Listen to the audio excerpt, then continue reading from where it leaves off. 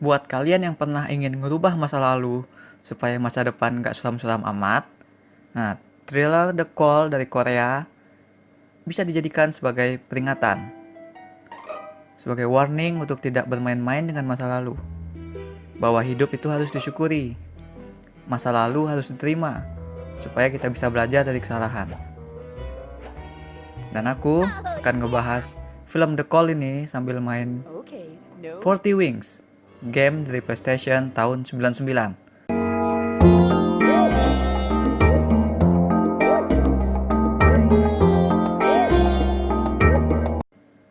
Cute bedroom. The Call adalah dongeng supernatural yang mengisahkan Seo Yeon. Bener nggak bacanya? Seo Yeon. Ia seorang wanita muda yang sulit menerima kenyataan. Ayahnya meninggal sewaktu ia masih kecil karena suatu kejadian yang Seo Yeon yakini adalah kelalaian dari sang ibu. Suatu ketika, kenyataan hidup si Seo menawarkan suatu kesempatan unik kepada dirinya. Pesawat telepon di rumahnya berdering dan ada seorang gadis bernama Young Suk menelpon Seo dari rumah yang sama tapi dari tahun 1999. Wow, persis kayak game ini. Oke, jadi telepon itu jadi penghubung buat Seo dan Young sebagai penghubung, sebagai pelambangan dari menghubungkan masa kini dengan masa lalu. Dengan telepon itu, si Seo dan Young sekarang bisa mengubah masa depan dan masa lalu mereka. Dan efeknya itu hanya terjadi pada mereka berdua. Si Seo dan Young akhirnya memang jadi berteman. Si Young Suk membantu menyelamatkan ayah Seo Yeon sehingga masa depan alias masa kini si Seo berubah total jadi ceria dan bahagia. Dan kini giliran si Seo untuk menyelamatkan nyawa Young Suk. Karena si Young Suk ini ingin dibunuh oleh ibunya yang berprofesi sebagai dukun. Masalahnya adalah Young Suk ternyata nggak seinosen yang dikira. Dan sudah terlambat bagi Seo Yeon untuk menyadari bahwa kini masa kininya sudah berada di bawah kendali Young Suk yang ternyata seorang pembunuh berantai. Seram ceritanya, bagus. Dulu di geologi aku belajar tentang kalimat bahwa the present is the key to the past. Bahwa kejadian di masa kini, jika kita teliti maka kita bisa mengetahui apa sih yang terjadi di masa lalu, sehingga bisa menghasilkan keadaan di masa kini. Kita bisa belajar banyak tentang masa lalu dengan meneliti resultnya di masa depan. Jadi struktur batuan itu bisa dilihat lingkungan terjadi di masa lalu seperti apa gitu. Nah, The Call garapan Chak Hyun Lee agaknya membalikkan itu semua. Karena dalam thriller bunuh-bunuhan ini, masa lalulah yang dijadikan kunci. Kengerian dalam film ini muncul dari ketidakberdayaan si Seo atas kehidupannya sendiri. Jadi kehidupan itu dikendalikan oleh si Young Suk sekarang. Memang ada beberapa adegan di mana si Seo mempelajari banyak catatan, dia mencari informasi gitu untuk menyimpulkan kejadian di masa lalu dan menggunakan informasi itu untuk membantu si Young Suk. Tapi semua itu adalah di bawah perintah si Young Suk sendiri yang terus mengancam si Seo. Nah, kita menyadari bahwa betapa mudahnya bagi si Young Suk untuk menghabisi hidup Seo Yeon. Jadi ini adalah cerita tentang pertarungan antara masa depan dengan masa lalu, di mana masa lalu itu ditampilkan menang. Karena masa depan itu naturally adalah hasil dari masa lalu. Jadi masa depan itu helpless di sini. Film bahkan nampilin adegan si Seo berusaha menjebak si Young Suk, tapi gagal. Nah, ketidakberdayaan karena nggak punya kendali atas masa lalu itulah yang dijadikan konsep bangunan cerita The Call. Sehingga menjadi tontonan menarik yang intens. Saat seseorang tokoh itu kita lihat berusaha melawan hal yang tak bisa ia kendalikan. Itu menariknya dari sana. Film ini juga bermain-main dengan konsep timeline atau konsep dua periode cerita yang disatukan gitu. Memang bukan hal yang baru, tapi sutradara Chang Hyun Lee berhasil menyuguhkan thriller yang seru dari sana. Susah loncatnya. kameranya.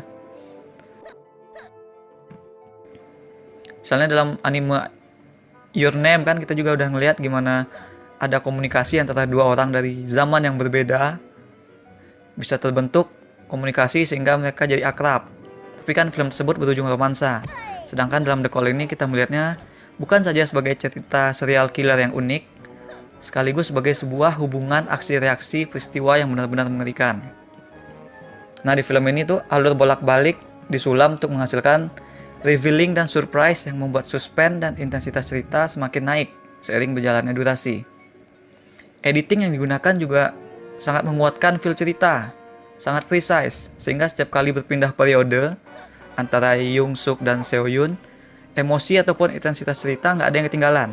Tidak sekalipun kita merasa terlepas dari film ini berkat editing dan struktur penceritaannya itu.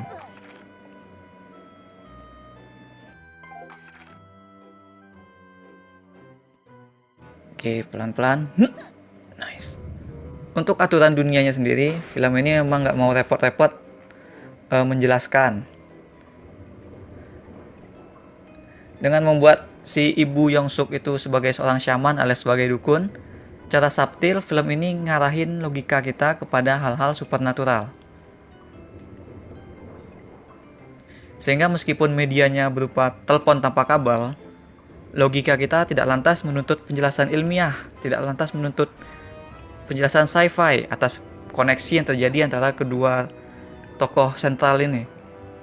Melainkan ya semua itu terjadi karena hal supernatural dalam dunia di mana ada dukun, ada ritual, dan hal-hal gaib itu adalah hal yang nyata gitu. Dan kurasa bagi mindset orang kita dan mindset orang Korea, karena kita sama-sama Asia, minimnya penjelasan logis soal itu tuh bukan dalam artian ceritanya convenience atau menggampangkan gitu, melainkan kita melihatnya sebagai bagian dari latar aja. Ini juga menyebabkan film ini tuh nggak jadi needlessly ribet, nggak complicated lah dengan segala aturan dan cara kerja dunianya, sehingga kita jadi lebih mudah menyimak apa yang terjadi kepada karakter, baik secara inner maupun outer journey mereka. Dan aku lebih suka mikirin soal karakter manusia itu ketimbang berpusing-pusing dia mikirin bagaimana pseudo teknologi atau sains gaib atau time inverse bekerja gitu kan. Lebih baik kita, ya aku lebih suka lebih baik ngertiin karakternya daripada ngertiin aturan-aturan kayak gitu. Namun memang penutup film ini bikin kita bingung setengah mati, karena kejadiannya benar-benar convoluted banget. Untuk tidak meng-spoil keasikan kalian bikin-bikin teori, maka aku mau nyebutin garis besarnya aja. Menurutku adegan ekstra setelah ending itu mungkin bisa saja untuk peluang sequel ya, karena memang interaksi kedua karakter kita ini menarik dan bikin nagih. I don't mind kalau ada sequel, tapi honestly buatku ending di ekstra itu adalah akhiran yang paling pas untuk mengikat arc-nya si Seo Yun. Jadi benar-benar membulat gitu plotnya si Seo Yun. She totally deserves whatever she got in the end, karena memang dialah yang duluan yang ingin mengubah masa lalunya. Sesuai konteks kan, kita nggak sesuai konteks cerita kan, gagasannya tuh nggak boleh main-main dengan masa lalu. Tapi si Seo Yun inilah yang memang pengen mengubah masa lalunya terlebih dahulu. Dialah nyalain ibu dan nggak mau nerima kenyataan. Karena memang kalau kita mikirin tuh si Young Suk sebenarnya nggak ada niat jahat, at least kepada si Seo Yun. Si Young Suk tuh berkata jujur buatku saat menurutku tuh si Young Suk berkata jujur saat dia mengungkap ada kejadian sebenarnya gitu di masa lalu yang melibatkan tragedi ayah si Seo Yun. Itu bukan bohong, dia nggak bohong menurutku. Karena memang dari awal si Young Suk tuh walaupun maniak, tapi dia nggak pernah memanipulasi Seo Yun untuk berbuat sesuatu. Dia hanya nelpon kan, dia yang nelpon pertama gitu. Tapi aksi dan pilihan tindakan si Seo Yun itulah yang memutarbalikkan semua. Dia yang mutusin untuk mereka melakukan sesuatu dengan masa lalu dan masa kini. Jadi di awal-awal cerita si Seo Yun aktif, namun semakin ke belakang justru dialah yang makin tak berdaya dalam konfrontasi. Ini kenapa sih kameranya? nggak gerak tapi jatuh. Baik lagi ke review dalam konfrontasi final tuh misalnya, si Seohyun tuh malah nggak berbuat apa-apa kan, dia cuma duduk diam pasrah gitu, dia tidak ikut beraksi. Dia cuma nyaksiin ada dua karakter lain yang berantem. Nah, secara teori naskah, mestinya memang nggak boleh begini. Protagonis haruslah banyak beraksi. Si Seohyun tuh haruslah dia yang membereskan masalahnya sendiri. Tapi dalam konteks karakter, aku bisa paham kenapa si Seohyun malah jadi pasif di akhir. Karena memang penulisan film ini tuh cerdas memperlihatkan bahwa orang yang berkubang di masa lalu pada akhirnya nggak akan bisa apa-apa di masa depan gitu. Dia nggak akan mendapat apa-apa di masa depan. Dan itulah yang persisnya terjadi kepada Seohyun di ending itu. Sementara orang yang beraksi di masa kininya akan bisa mengendalikan masa depannya sendiri nanti. Seperti yang kita lihat terjadi pada si Yongsuk. Maka buatku memang The Call ini sangat powerful jika dipandang sebagai cerita peringatan. Sebagai cerita kalau kita memposisikan diri sebagai si Seohyun, dia akan jadi peringatan untuk tidak berkubang di masa lalu.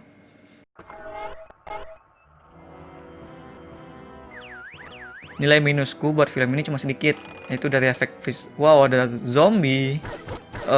Nilai minusnya buatku cuma di efek visual.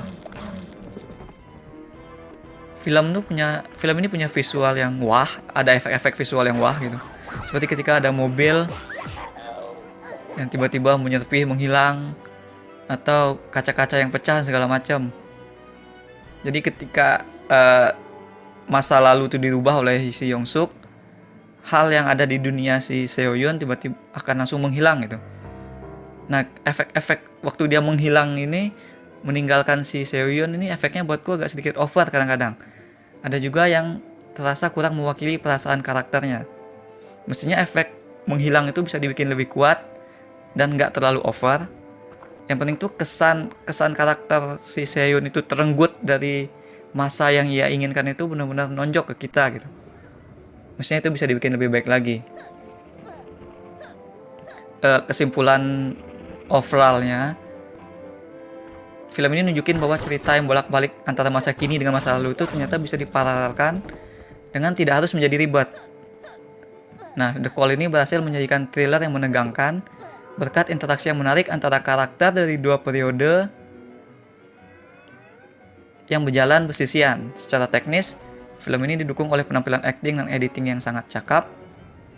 Arahan film ini jadi berjalan dengan mulus karena mereka. It does work very, very well as a warning story buat orang-orang yang merasa nggak bahagia karena tragedi di masa lalu mereka. We can change it, face it, itu aja sih sebenarnya. Akhir ceritanya memang sedikit membingungkan, tapi jika kita berpegang pada pemahaman terhadap apa yang dipelajari oleh karakter, bagian membingungkan tersebut sebenarnya bisa terjelaskan dengan sendirinya, dan pada akhirnya bukanlah jadi masalah yang besar.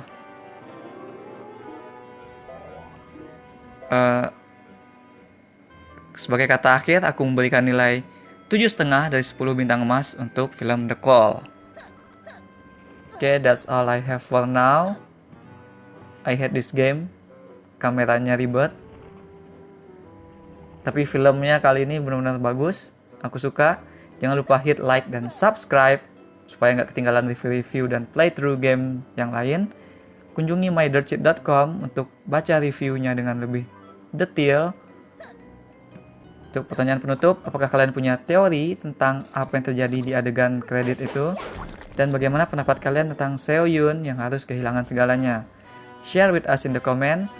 Also, jika punya game yang ingin dimainkan, sebut saja judulnya di komen. Aku akan berusaha cari dan memainkan gamenya sesuai request kalian. Okay, that's all. Remember, in life, there are winners, there are ghosts. Gila, gamenya bisa mukulin hantu.